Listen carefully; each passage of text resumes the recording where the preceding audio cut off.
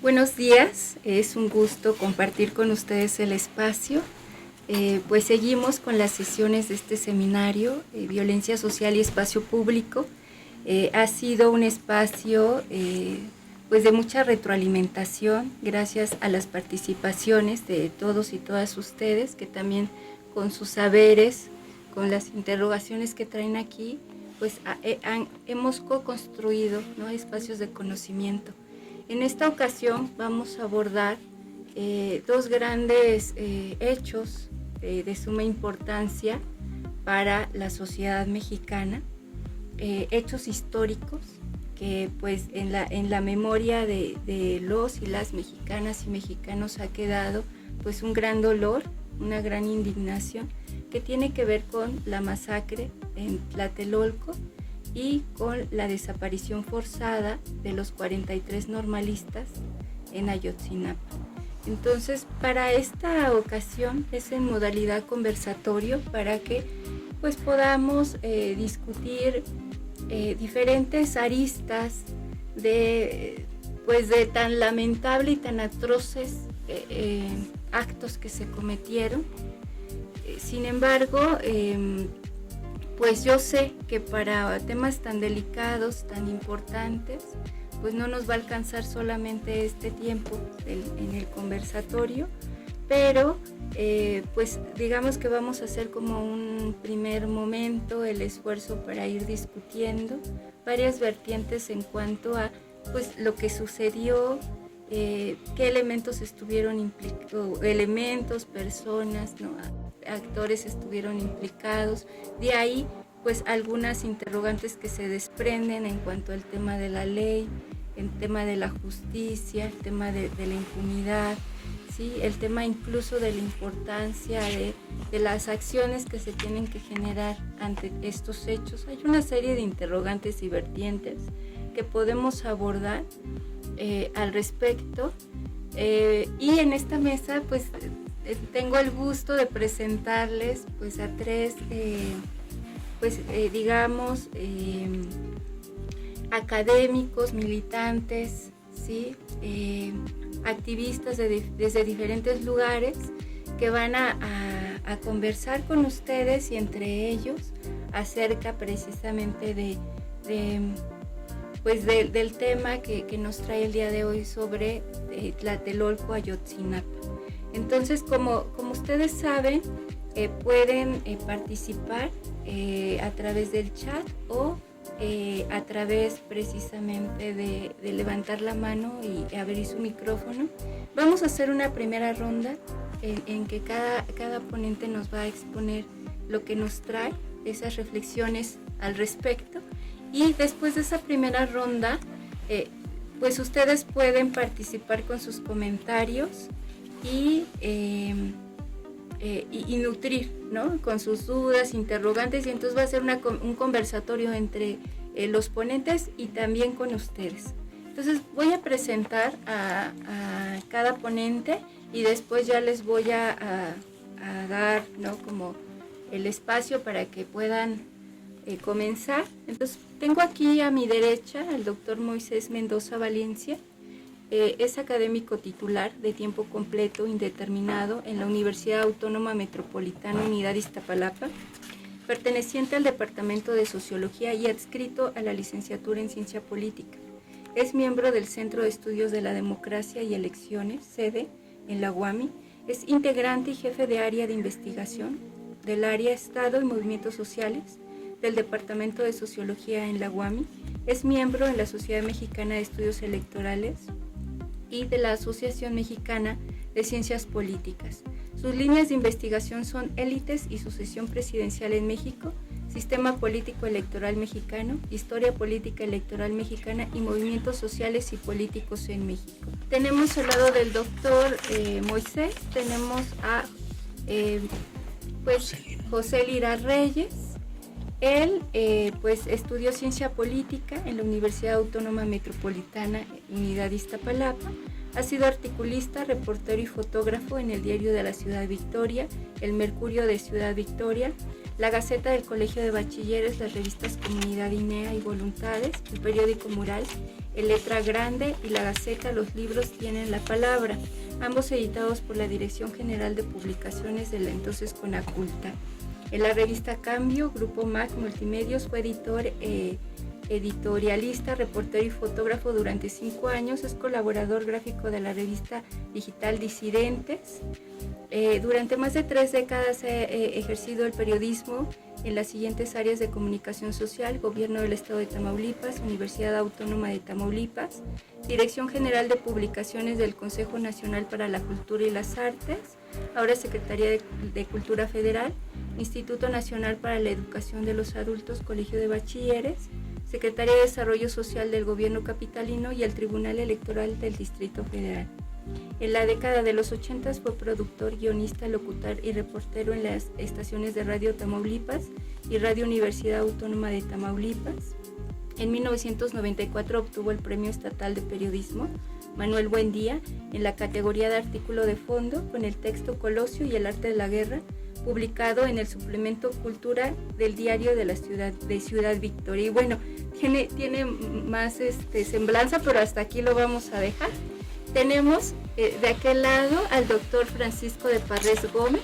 Es doctor y maestro en Antropología Social por la ENA y la UB respectivamente, licenciado en Comunicación Social por la UAM Xochimilco, premiado por el Programa de Estímulo a la Creación y Desarrollo Artístico, organizado por el Instituto Veracruzano de la Cultura y Consejo Nacional para la Cultura y las Artes, ganador del premio a la mejor tesis doctoral en Ciencias Sociales y Humanidades por la Cátedra Jorge Alonso, el CIESAS y la UDG, miembro del Sistema Nacional de Investigadores, autor del libro Poéticas de la Resistencia, Arte Zapatista, Estética y Decolonialidad, coordinador del libro Internacionalismo Crítico y Luchas por la Vida, hacia la construcción de horizontes futuros desde las resistencias y autonomías Claxo, además de una veintena de artículos científicos y capítulos de libros. Es curador de la exposición Un Mundo donde quepan muchos mundos, Arte Zapatista en Cuba, Casa de las Américas La Habana, miembro del equipo de colaboradurías de la Bienal Descolonial.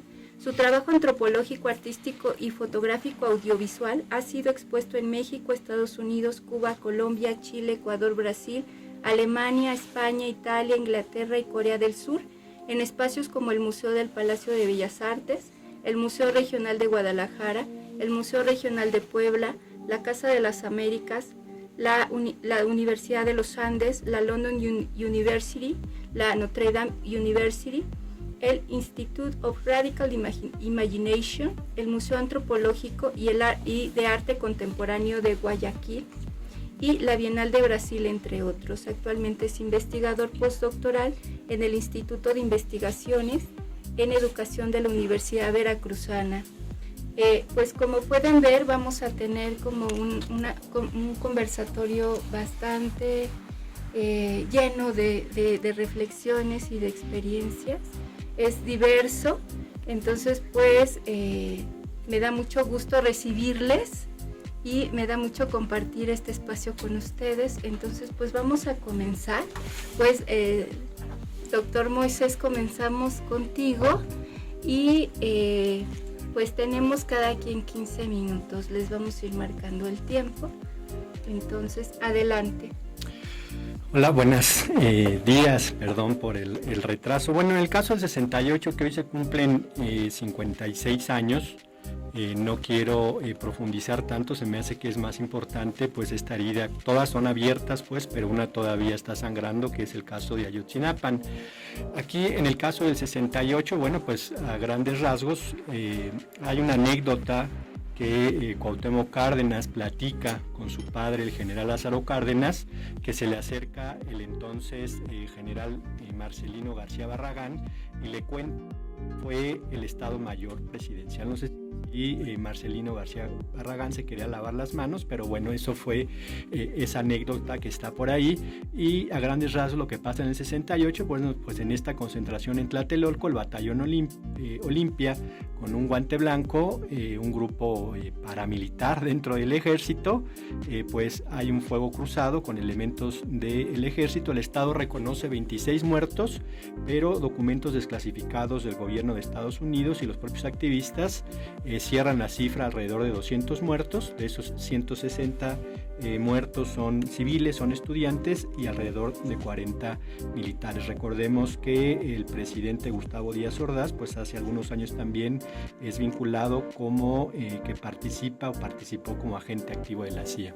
En el caso de la matanza de Ayotzinapa, o la desaparición forzada, del 26 de septiembre de 2014, apenas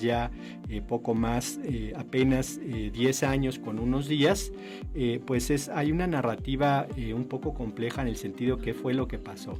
Los estudiantes iban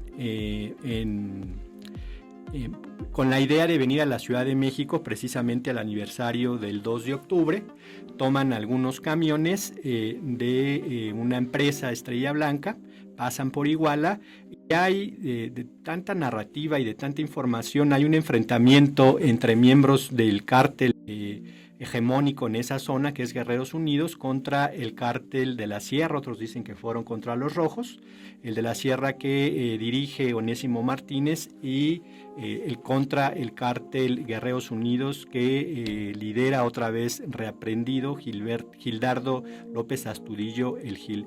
En este enfrentamiento en las afueras, digamos, donde están los autobuses, huyen los miembros minoritarios, que son en ese caso el cártel de la Sierra, se escapan, roban vehículos, salen corriendo, etcétera, etcétera. Unos se suben a autobuses y a partir de ahí pues se cruza, digamos, esa puede ser una de las líneas y una de las hipótesis, se cruza que los estudiantes habían tomado ya varios camiones y presuntamente pues en estos camiones eran utilizados por estos grupos criminales para transportar heroína.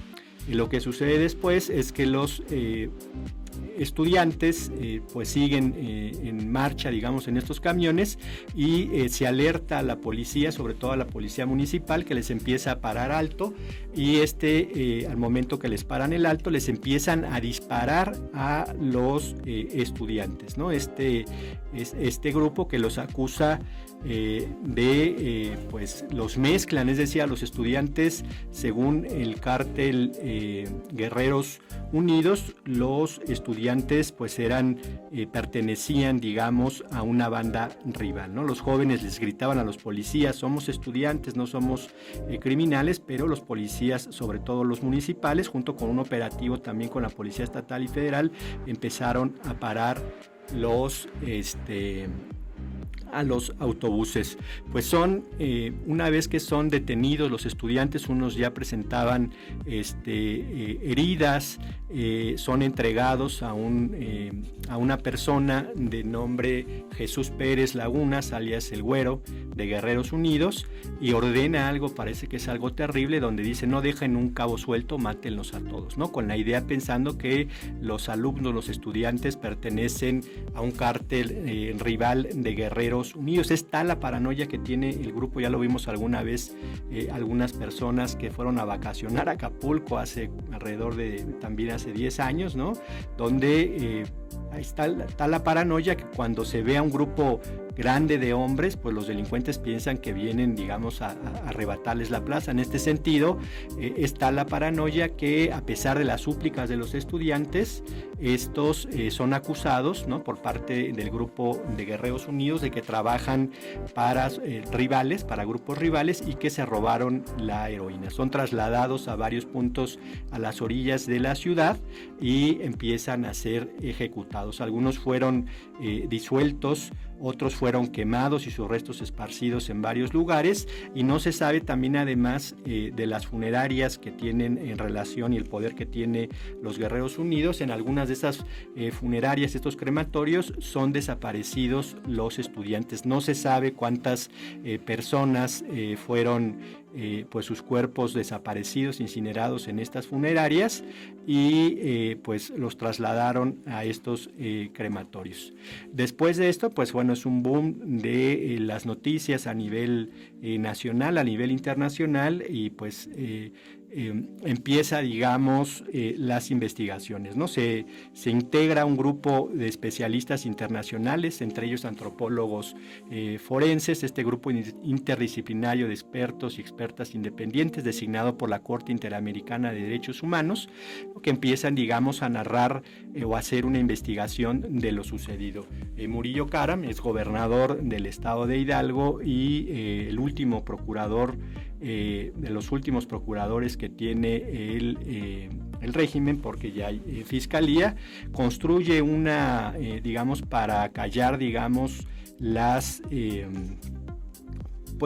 las demandas y la exigencia de que aparezcan los estudiantes. Lo que hace Murillo Karam pues es inventar una supuesta verdad para cerrar el caso, que ellos denominan la verdad histórica. ¿Y qué es esta verdad histórica? Pues ellos sostenían que fueron quemados los estudiantes en el basurero de Cocula, y sus restos fueron arrojados en el río San Juan. Este grupo interdisciplinario de expertos independientes designado por la Corte Interamericana de Derechos Humanos pues, desmiente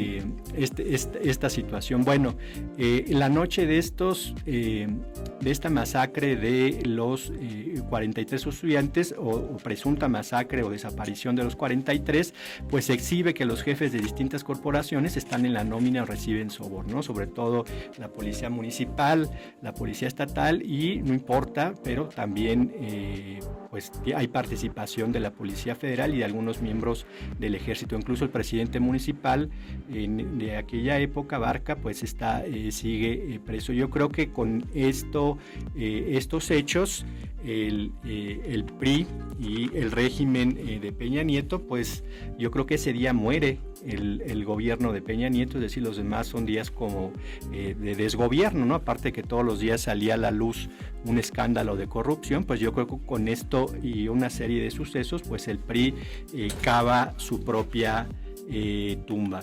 Hay se han hallado solamente restos de 3 jóvenes, ¿no? Y que han sido confirmados por la Universidad de Innsbruck.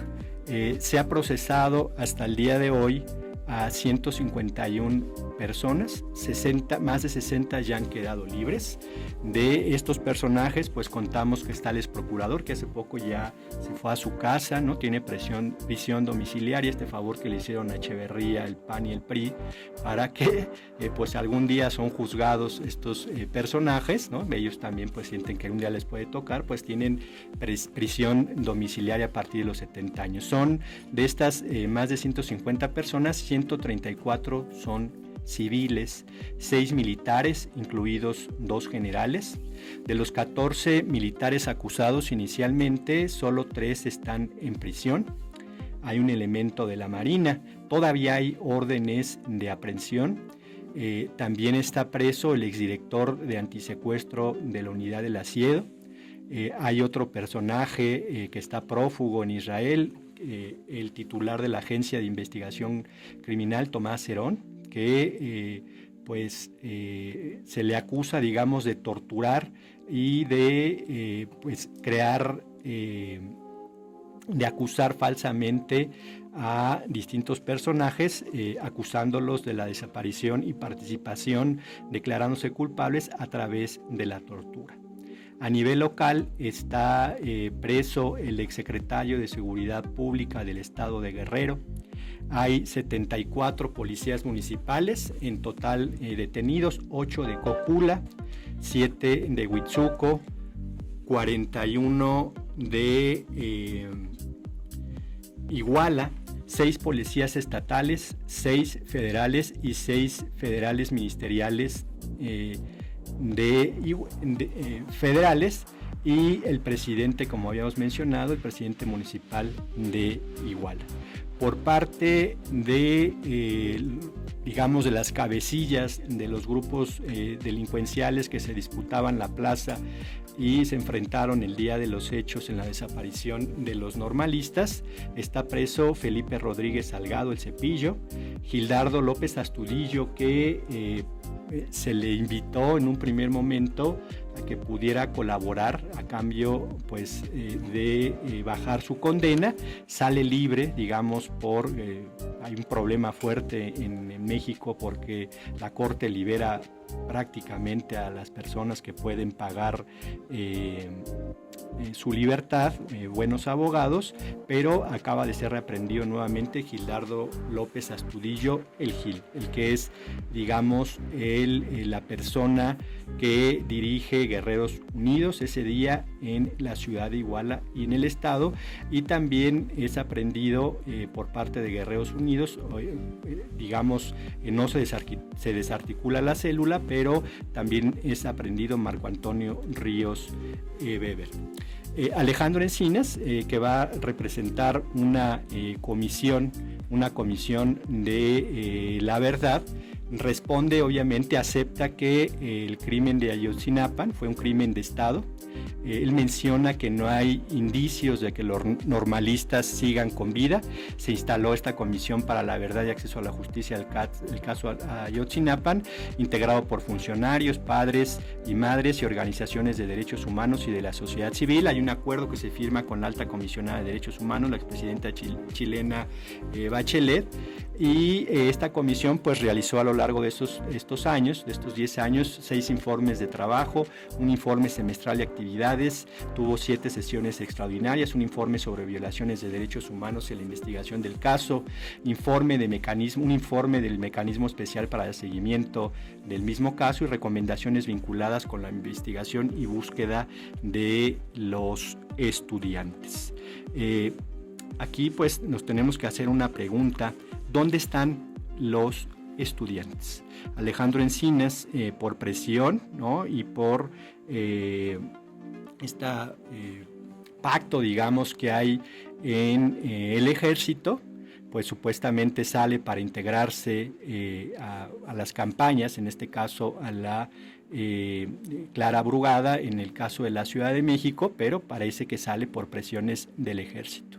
Hubo en este caso, desde luego, acreditaciones que hubo casos de tortura, varios implicados o presuntamente responsables, y pues lo que nos deja ver es que también en este aniversario, poco antes, los padres de los normalistas se distanciaron del presidente, porque el presidente pues defiende, digamos, a pesar de que hay 2 generales que han sido implicados y 14 militares, él sigue defendiendo al ejército como una institución, argumentando que no es, digamos, el grueso del ejército el que viola los derechos humanos, pero no importa, con que uno que lo viole, pues hay que acusarlo. Entonces los padres se distancian del presidente.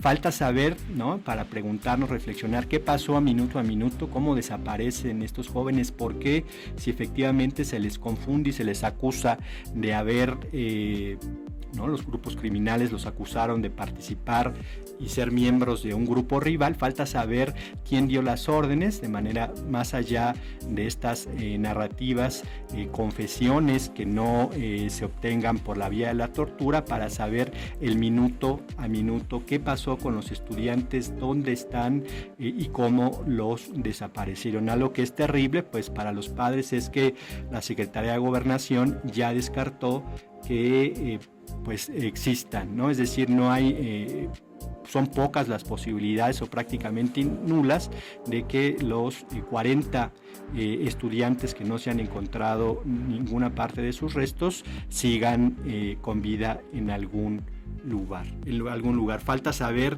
por qué los atacaron y qué hicieron con sus cuerpos. Pues así la dejamos en un primer momento. Muchas gracias. Adelante, José. Muy buenos días. Muchísimas gracias, doctora Annalise Hurtado, por la invitación a este conversatorio. Es un privilegio para mí estar con los doctores Moisés Mendoza y el doctor de Parres en este momento emblemático para el país. Déjenme decirles que de manera personal es un orgullo regresar a mi alma mater. Yo llegué aquí a la UAM cuando cumplía 10 años. Esta institución está cumpliendo 50.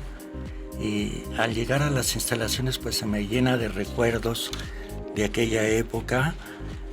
Incluso Clara Brugada estuvo con nosotros en el tronco común y tantos maestros, compañeros que a lo largo de estos años los he vuelto a encontrar y ocupando cargos importantes en la academia, en el sector público.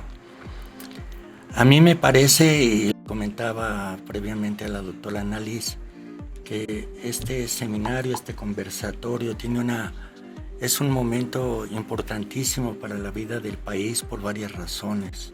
56 años de la masacre del 2 de octubre en el 68, pero también apenas 10 años de esa desaparición forzada de los estudiantes de Ayotzinapa.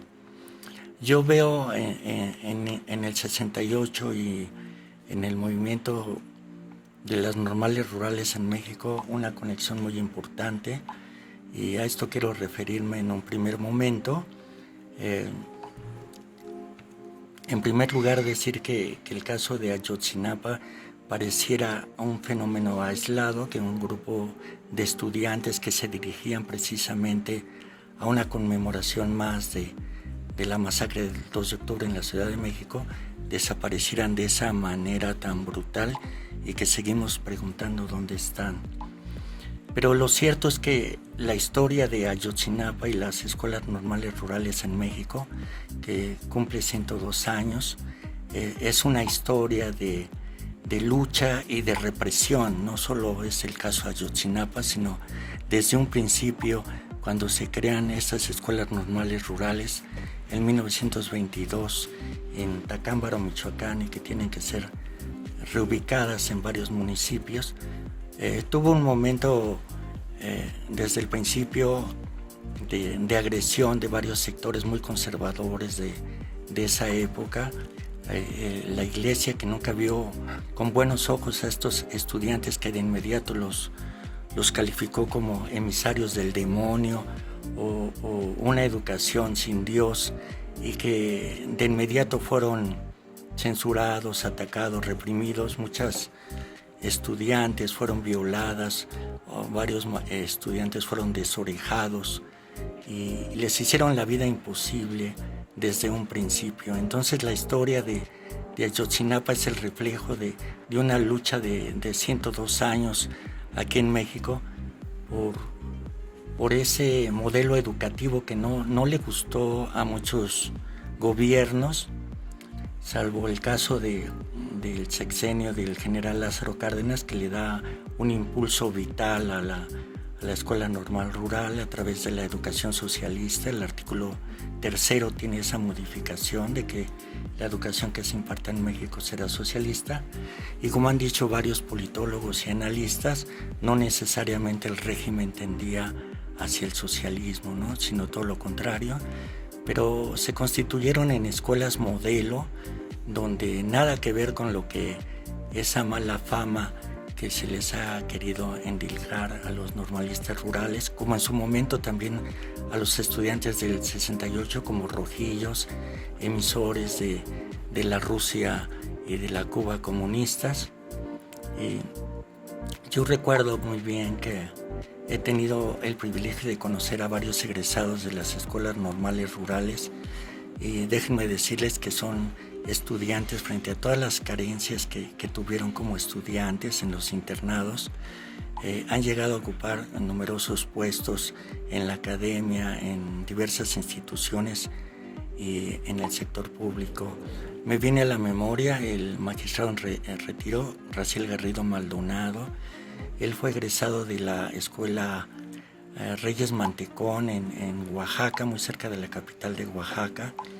Y con él he tenido oportunidad de platicar, donde estos autogobiernos que se crearon, este modelo educativo donde eminentemente los futuros normalistas rurales se iban a integrar a la comunidad, iban a encabezar toda una serie de luchas, de reivindicaciones de las carencias de los campesinos.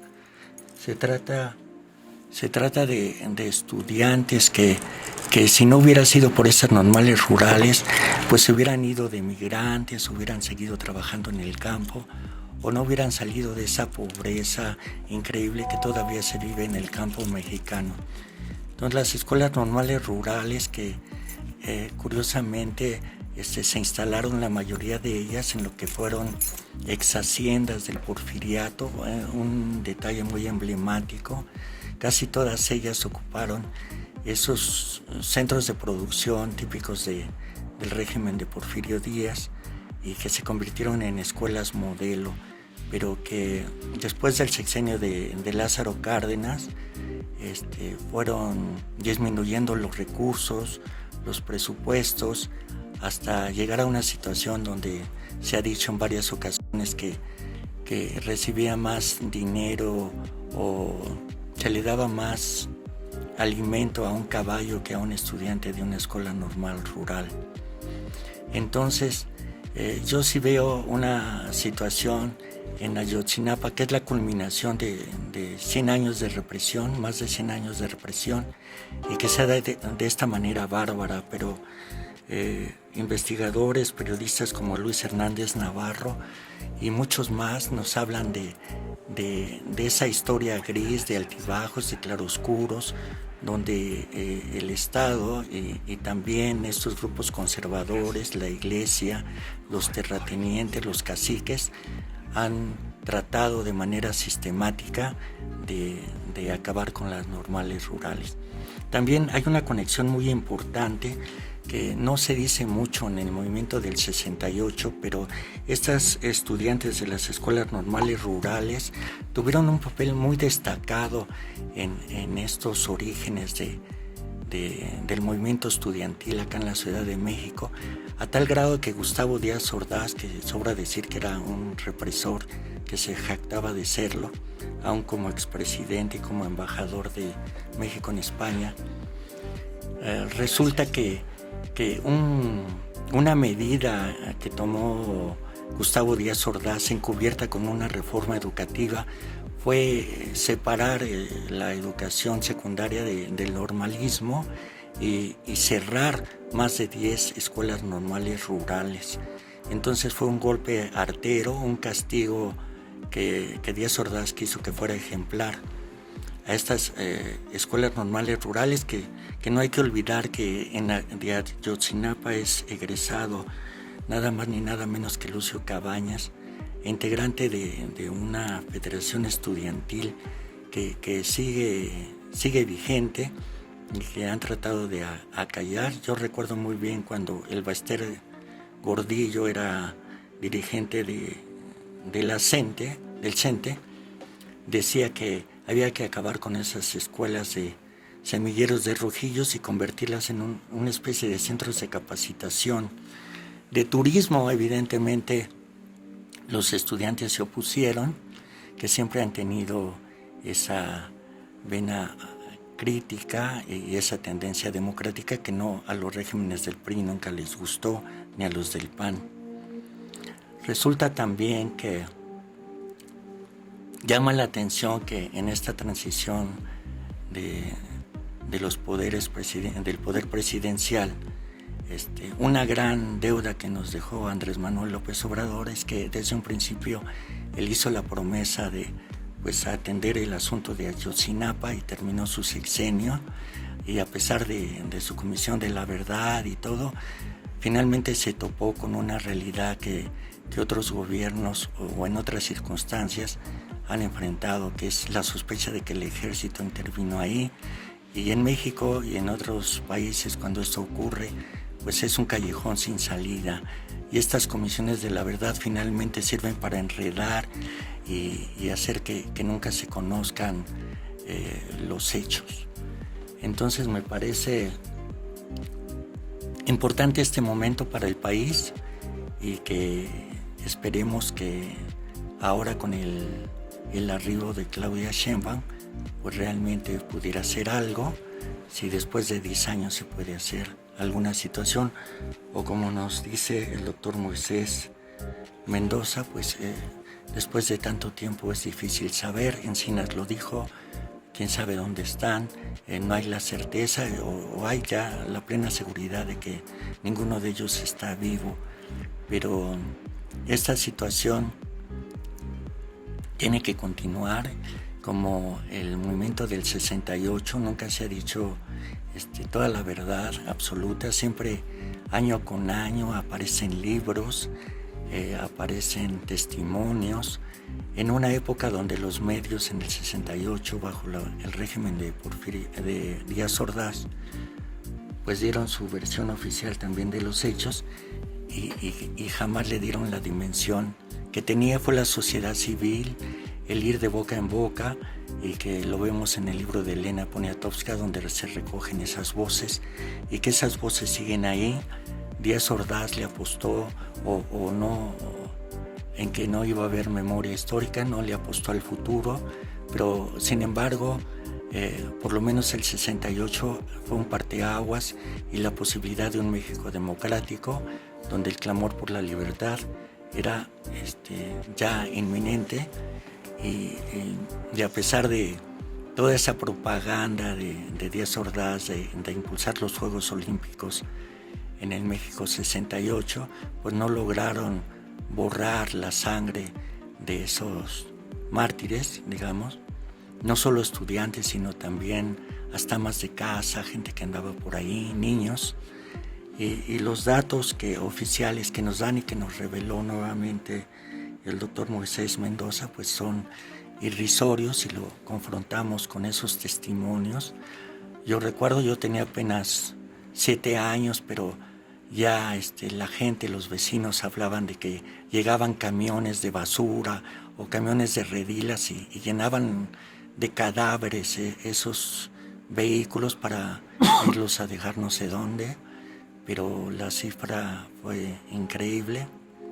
Pero después esa represión brutal de los estudiantes, de los maestros que fueron a dar a Lecumberri, déjenme contarles que mi abuela materna vivió 100 años y 35 de los cuales estuvo en el Palacio de Lecumberri como enfermera, pues le tocó, digamos, atender a esos estudiantes, a esos profesores que venían del Politécnico, de la universidad, y de esa represión brutal, y que pues 2 de octubre no se olvida en esta fecha tan emblemática, y Ayotzinapa tampoco debe de salir algo importante. Ha habido una gran movilización social que ha trascendido fronteras y que pues, la lucha estudiantil sigue en ambos frentes. Muchas gracias. Muchas gracias, Pepe. Sin duda, pues nos abres el tema precisamente a esta condición histórica de las luchas y de las condiciones que también, digamos, de pobreza, ¿sí? De cambios que también se habían impulsado en tema de educación y que también genera un sentido crítico y va generando como organización para contrarrestar, ¿no? Como todas las deficiencias en cuanto a aspectos de pobreza, de condiciones, incluso de también el cierre que, como tú lo bien decías, que se va dando a las escuelas, que se va amalgamando con los intereses políticos, que digamos va generando como un escenario que no está desvinculado de los hechos que sucedieron en Ayotzinapa, ¿no? Y que se le va generando también una especie de estigmatización a los estudiantes normalistas, ¿sí? Vinculados a pues una serie de luchas que se han venido dando de forma histórica para cambiar las condiciones, ¿no? Que se viven no solo para la educación, sino para pues el ámbito rural, ¿no? A la sociedad en su generalidad. Entonces pues como nos diste como varios elementos, ya después los vamos a retomar. Seguimos con el doctor Francisco de Parrés. Adelante, te escuchamos. Bueno, pues muchas gracias a la doctora Nelis Hurtado por la invitación a este espacio, también a mis colegas Moisés Mendoza, José Lira. Para mí también es un gusto regresar a mi alma mater. Yo soy egresado no precisamente de la UAM Iztapalapa, pero sí de la UAM Xochimilco en comunicación social, aunque después me dediqué un poco a la antropología. Y pues bueno, creo que este día es muy importante para problematizar ciertas cuestiones. Creo que el orden, aunque no fue premeditado, sirvió muy bien para primero que se nos diera un panorama amplio, ¿no?, de lo que sucedió sobre todo con Ayotzinapa, conectarlo con la memoria histórica de 1968 y bueno, ahora a mí para complementar me interesaría poner sobre la mesa algunas cuestiones que tienen que ver sobre todo con la memoria de los movimientos sociales, ¿no?, una memoria que está viva, una memoria que está en disputa y sobre todo poner sobre la mesa cómo se recuerda, pero también quién recuerda en este caso los movimientos sociales, de la mano de lo que podría yo quizá considerar como la instrumentalización por parte del poder y en este caso del Estado de los movimientos sociales, ¿no? No hay que olvidar que precisamente el gobierno saliente y específicamente la figura de López Obrador pues utilizó Ayotzinapa para llegar al gobierno en ese momento y de alguna manera, bueno, ahora en voz, por ejemplo, de las madres y padres que buscan a los 43 normalistas desaparecidos, pues de alguna manera se jugó con las esperanzas y con las ilusiones, ¿no?, de la gente que busca a sus familiares, ¿no? Y en este contexto también es importante ver cómo funciona la memoria histórica. Recientemente tuve la oportunidad de estar en Argentina y asistir precisamente a manifestaciones en contra de la militarización, en contra del gobierno entrante de Javier Milei, pero también de tener ahí pequeños acercamientos con el movimiento de las Madres de la Plaza de Mayo, y platicando con la gente allá, pues se sorprendían mucho que en Argentina tienen números que pueden rondar, nunca vamos a tener los números exactos, pero alrededor de 30,000 personas desaparecidas, ¿no? Cuando acá, por lo menos en los números oficiales del gobierno federal, lo que se reconoce son alrededor de 113,000 personas desaparecidas, y bueno, por desgracia y contando, ¿no? Y bueno, si esas son las cifras oficiales y sumamos además los homicidios dolosos que en este sexenio, más bien en el sexenio pasado, van a rebasar los 200,000 muertos, pues podemos ver cómo esto es un campo de cultivo de conflictividad, ¿no? Trayendo también un poco a colación esto de la memoria en disputa, decir que por ejemplo hoy en la Plaza de las Tres Culturas precisamente se hizo un acto oficial de la Federación Entrante junto con miembros del Comité 68, ¿no?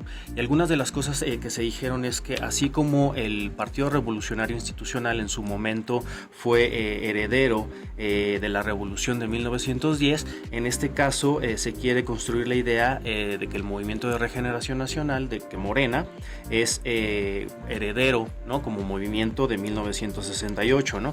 Esto, bueno, por supuesto que es algo bastante cuestionable, que se pone en disputa, pero si aunamos a eso, por ejemplo, la primera conferencia de prensa que dio la administración entrante y que precisamente se dedicó a la memoria de 1968, no solo por ser un 2 de octubre, sino porque también se trata de instrumentalizar por medio del Estado la memoria de los movimientos sociales, pues la mañanera, como así se llama, o ahora creo que tiene otro nombre, como Conferencias para el Pueblo, una cosa así, se jugó también, por ejemplo, con un video de 11 minutos en torno a lo que pasó en 1968, precisamente con la presencia de Pablo Gómez, ¿no?, que es uno de los fundadores del Partido de la Revolución Democrática, que también es un partido que tiene antecedentes, por ejemplo, en lo que fue el Partido de los Pobres o también algunos otros movimientos, como ya mencionaba precisamente José, con Lucio Cabañas, ¿no?, que también además fue un estudiante de la Normal Rural Isidro Burgos de Ayotzinapa, o también la memoria de Genaro Vázquez, ¿no? Sin embargo, acá también lo que es como relevante para los tiempos que estamos estamos viviendo es que dentro de este acto que se hizo en la Plaza de las Tres Culturas, donde precisamente fue la masacre, se acusa sobre todo al gobierno civil de haber perpetrado la masacre del 68, sin embargo hay una dinámica constante de lavarle la cara al ejército, es decir, no se menciona que los crímenes de Estado fueron cometidos por las fuerzas, en este caso del orden, por no llamarles represivas, y que la responsabilidad recae, digamos, en el mando civil, ¿no? En este caso, bueno, desde mi perspectiva hay una apropiación y despojo de la memoria histórica, ya que, bueno, el Estado ha asesinado a miles de estudiantes, ¿no? Si lo vemos como fenómeno de larga duración, uno de los últimos que podemos recordar, justamente a raíz de las recientes protestas de Ayotzinapa, pues es a Yanqui Cotán, ¿no? Que precisamente exigía la aparición con vida de sus compañeros. Podemos ver también que existe la continuidad de la represión hacia los grupos disidentes, y esto los pone como blancos del ejército.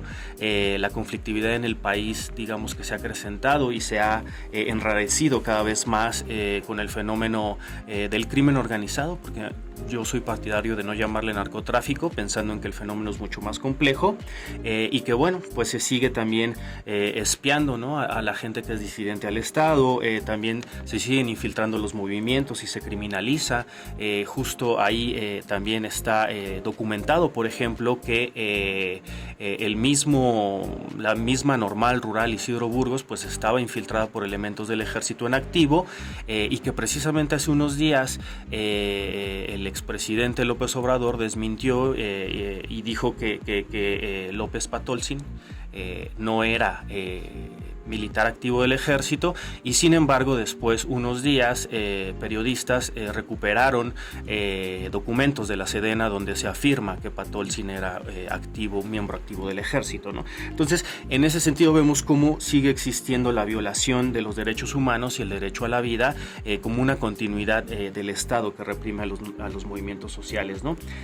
También, precisamente en términos del espionaje, por ejemplo, la infiltración, no olvidar que Tomás Herón, por ejemplo, está en el exilio en Israel, ¿no? Israel, que además es uno de los estados que se dedican a vender sistemas de espionaje y armas a nivel mundial, y que precisamente algunas de las armas con las que se atacó a los estudiantes de Ayotzinapa pues provenían de estas industrias armamentísticas del mal llamado Estado de Israel, ¿no? Además que ahora está ya no solo atacando a Palestina, sino a otros 3 países.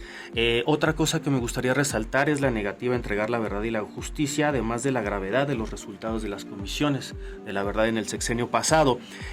Paula Mónaco Felipe, ella precisamente exiliada, hija de madres desaparecidas e integrante del movimiento Hijos de Argentina, ponía sobre la mesa en una charla recientemente con Julio Astillero, y decía que, por ejemplo, Ayotzinapa había develado varias cosas, ¿no? Por un lado, que quizá en este país existe un poder más alto que el de la federación o más alto que el de la presidencia, ya que si se topó con pared y se cerraron las líneas de investigación, pues ahí podemos ver la gravedad del problema. Pero por otro lado ponía sobre la mesa, y eso a mí me gusta mucho problematizarlo, ¿no? En términos de racialización, de racismo, de empobrecimiento de los pueblos, porque no olvidemos que precisamente los estudiantes de Ayotzinapa pues eran maestros rurales que su misión era llevar la educación a los sectores más pobres del país. Paula Mónaco nos preguntaba qué hubiera pasado si esos mismos 43 estudiantes fueran de una escuela privada y del centro del país, ¿no? Quizá esa sería otra historia, ¿no? Por otro lado, también en esta dinámica de encubrimiento y de lavarle la cara al Estado, podemos ver que recientemente, por ejemplo, Alicia de los Ríos, que también es hija de desaparecidos, documentó y comprobó, cosa que también se ha negado, lo que son los vuelos de la muerte, ¿no? Donde se desaparecía estudiantes y se les tiraba, bueno, no solo estudiantes, a disidencias, y se les tiraba en el mar. Y bueno, por otro lado también poner ahí sobre la mesa la importancia, en mi caso, de la fotografía, igual que mi colega, ¿no? Pero también del periodismo, de los medios independientes, para develar al poder y para acompañar los movimientos sociales, porque considero que no es lo mismo en este caso hacer fotografía sobre política o hacer fotografía sobre el poder, que por ejemplo en mi caso hacer fotografía que busca poner la cámara para potenciar la voz de los movimientos que resisten, ¿no? Esto lo traigo a colación porque recientemente yo sobre todo he documentado la autonomía del Ejército Zapatista de Liberación Nacional en Chiapas, y bueno, hay varios colegas que han cubierto, por ejemplo, aniversarios, han cubierto festividades públicas, y bueno, de alguna manera también retratan lo que son las resistencias, pero al mismo tiempo no tienen empacho en cubrir una mañanera o en cubrir una toma de posesión de la jefa entrante, por decirlo menos, ¿no? O por ejemplo en cubrir un desfile militar, ¿no? Entonces ahí también los medios de comunicación creo que es un legado de las resistencias, no solo de la del 68 y no solo la de Ayotzinapa, o de otros movimientos que resisten, que creo que es necesario retomar. Ahí también recomendar pronto, aunque apenas va a entrar en festivales, por ejemplo, el último documental de Ojos de Perro contra la impunidad, que se llama Este arte que abraza, que es un documental que tiene 10 años haciéndose y que trae, digamos, pone sobre la mesa todas las diferentes manifestaciones artísticas que han acompañado al movimiento de Ayotzinapa, y también el último documental que se llama Los 43 de Ayotzinapa, un crimen de Estado, que está hecho por HBO Max, y que nos recuerda mucho qué fue lo que sucedió de manera muy puntual, sobre todo la exigencia de justicia. También, por ejemplo, poner ahí a colación y a propósito de lo que se comentaba sobre Tomás Herón, que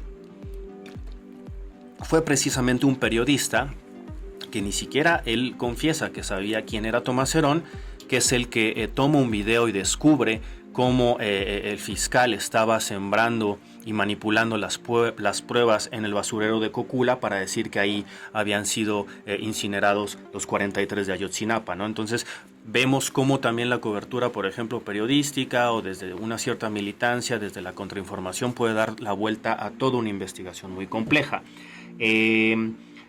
Sacar a colación también las relaciones, por ejemplo, entre Estados Unidos y la CIA, que en ese momento, bien, como ya se dijo, había una coyuntura muy específica, que eran los Juegos Olímpicos de 1968 en México, pero también las ligas que ahora se tienen entre, digamos, el crimen organizado y también cuál es el papel del crimen organizado en la geopolítica, incluso a nivel continental, ¿no? Pensando que en el caso de una de las líneas de investigación, que son estos camiones que llevaban heroína a Chicago, pues también hay un topar con pared, no solo con el ejército mexicano, sino también con las instancias en Estados Unidos, ¿no? Sí pensar, por ejemplo, que Abarca, que en ese momento estaba fungiendo ahí funciones, está exonerado por el caso de Ayotzinapa, ¿no?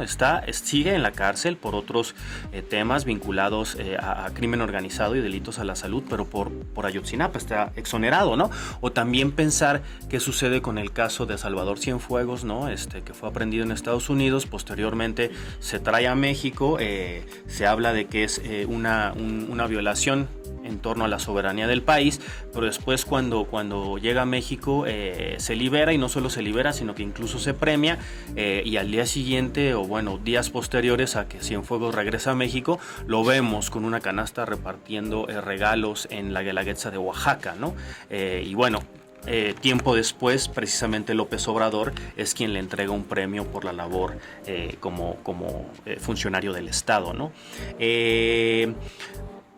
Para tampoco ser únicamente pesimista, también traje aquí algunos libros para recomendarles, como este de Humberto Maschio, que trata, por ejemplo, sobre la gesta de la fiesta y la protesta, que también son elementos muy, muy interesantes de las resistencias y que son algunos de los temas que yo trabajo.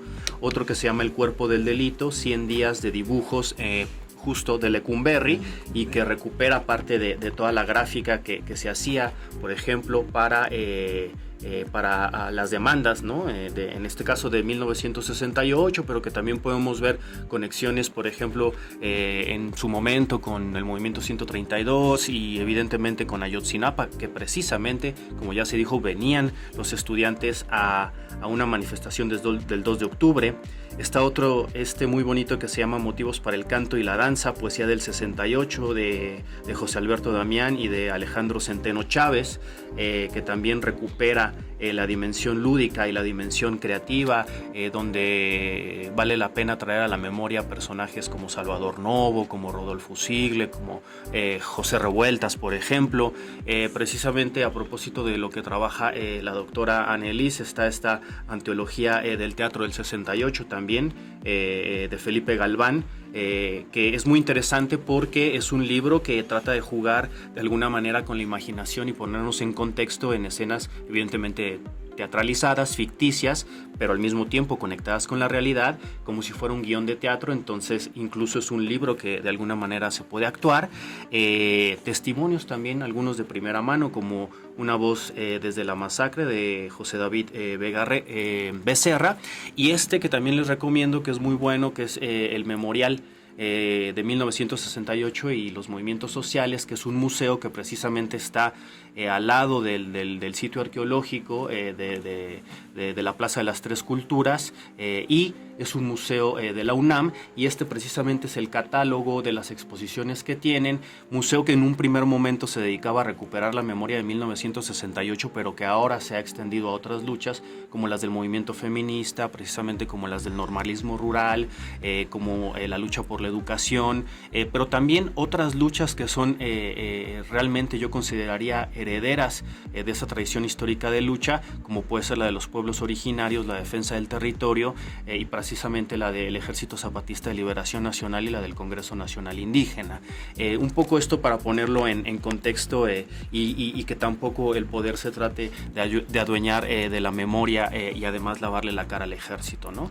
Y para cerrar también, recomendarles este libro que se llama Nadie puede ser amigo de todos, testimonios de un revolucionario, de Gilberto López y Rivas, antropólogo, donde es una especie de autobiografía donde él nos cuenta su participación en diferentes movimientos sociales, hasta cerrar precisamente con algunos casos cuando él fue asesor en los diálogos de San Andrés, en la mediación entre el gobierno federal y la Comisión de Concordia y Pacificación, entre los pueblos rebeldes del EZLN y en ese caso el Estado, ya en manos de Ernesto Zedillo Ponce de León, pero que precisamente abre su testimonio cuando él estuvo junto con su compañera Alicia Castellanos en la Plaza de las Tres Culturas como sobrevivientes, en este caso de la masacre del 68, y que, bueno, de alguna manera yo considero que es una memoria justo que ahí sigue en disputa, y que habría que problematizar para también cobrar la justa relevancia de los hechos, y no dejar que el poder de alguna manera institucionalice, digamos, ese magma revolucionario, diría Cornelius Castoriadis. Pues muchas gracias, Francisco de Parres. Nos traes como se van amalgamando, ¿no? Como todo lo que nos han traído. Nos traes ahora en tema de memoria, que es muy importante esto que hablas, las memorias en disputa, que al final es como también se va instaurando, ¿no? Estos hechos falsos, ¿no? Para, digamos, tener una cierta imagen desde estas élites políticas y encubrir los hechos criminales que se van generando. Me parece que ahí es bien importante hablar de esta verdad histórica que tanto se ha cuestionado y que políticamente en esta ahorita que tú que trabajas elecciones, que se puso mucho en juego ahora para los que tenían que elegir, o que la actual presidenta estaba eligiendo para ser parte de su gabinete, ¿no? Quienes participaron de esta verdad histórica, que estuvieron ahí, que todavía están fuertemente involucrados en la política mexicana. Entonces, aquí esto que decías, Moisés, sobre todo lo que se va destapando a partir de lamentablemente de estos crímenes, Y en Ayotzinapa, obviamente que esta serie de red de sobornos que tú nos comentabas, esta participación, ¿no?, que todos comentan de los 3 niveles de gobierno en esos hechos. Y esto que Francisco de Parres, me gusta, lo voy a decir, que dices que es lavarle la cara al ejército, ¿no?, al Estado, es encubrir al ejército. La pregunta es ¿por qué? ¿Por qué se encubre, ¿no? ¿Por qué se protege tanto a las personas que participaron y que estaban dentro de este sistema de procuración, ¿no? También todo, digamos, desde las policías municipales hasta el ejército participando en estos hechos de crimen. Y ¿qué está en juego, ¿no? Nos preguntamos qué está en juego, qué se está tapando. Definitivamente, como bien lo comenta Francisco, este poder que está ahí, ¿no?, inmiscuido con crimen organizado, ya le está rebasando al poder que podría tener el Ejecutivo ante esta toma de decisiones, y que finalmente, como bien dicen, pues no se esclarece en este sexenio de AMLO nada respecto al caso de Ayotzinapa. Y como bien decías, ¿con qué indicios vamos a contar? ¿Con qué método vamos a utilizar? ¿Qué ciencia, ¿no?, nos va a decir? ¿Qué protocolos de actuación se van a seguir para poder saber la verdad?